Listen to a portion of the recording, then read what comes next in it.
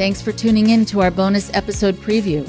This is just a short sample of this week's exclusive Patreon episode. You can hear the episode in its entirety by becoming a member at patreon.com/IndoctriNation, where you'll gain access to all of our exclusive episodes and merchandise.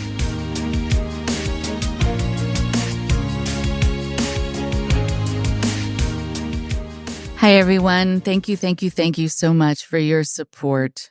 Truly, truly appreciated. There are times that I am able to finish up therapy with people where they get to the end of what they wanted to work on and it's time for them to take a break or to terminate therapy and kind of try their hand at living life without needing to talk to me, without needing to talk about what they're going to be doing or plan for it, prepare for it, heal from it. And it's a very exciting time. It's especially important for people who have been involved in cultic systems because they need to know that I, as part of my job, am going to be passing the torch back to them in terms of control of their own lives. And it's fine for them to be coming to talk to me, to be leaning on me for a period of time, but it's not my goal that they will need it forever. And it's important also that people really do feel capable in their own lives, in their own way, and have a sense of agency. What's also true is I let people know, listen, I'll be here if something comes up, if you want to come back. Because sometimes something does come up and people do want to come back. And it doesn't mean that they haven't made progress. And it doesn't mean that they're not ready to really be on their own, but they know that they can rely on me or they've come to trust me, which is lovely. But sometimes life happens and you can get triggered or re-traumatized. And so I wanted to talk about those moments that a lot of people will tell me about that brought them back to therapy, even briefly, because it's something just to be mindful of. If you're coming out of a situation where you feel like you've healed, I guess I don't want you to suddenly think that now everything is going to be fine. It might be, which is lovely.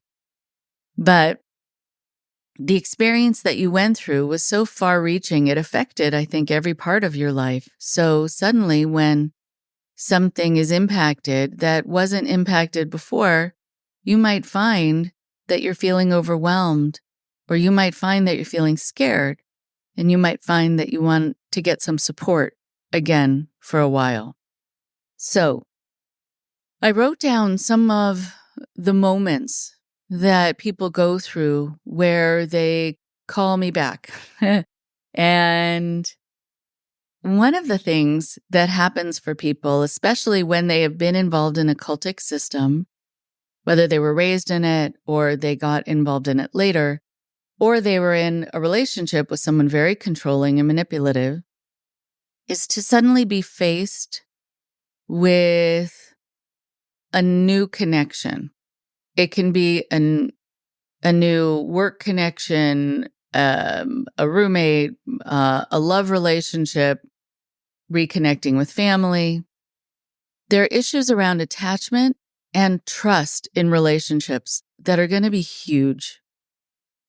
And so there are times that people will go from out of the frying pan into the fire.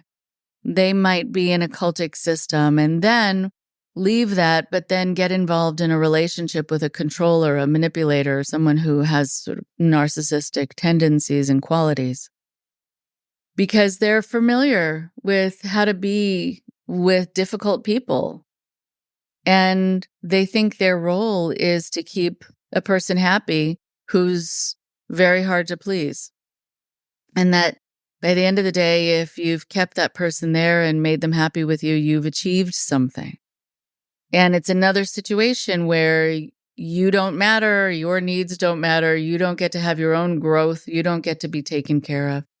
But you think that by managing another person, by keeping yourself safe, by keeping a difficult person happy, that your life now still has value because you think that is your value. And so there are moments where people need to learn by connecting with friends, connecting with love relationships, a boss, coworkers, where they want to be able to see that they can find themselves gravitating towards healthier people, towards people for other reasons.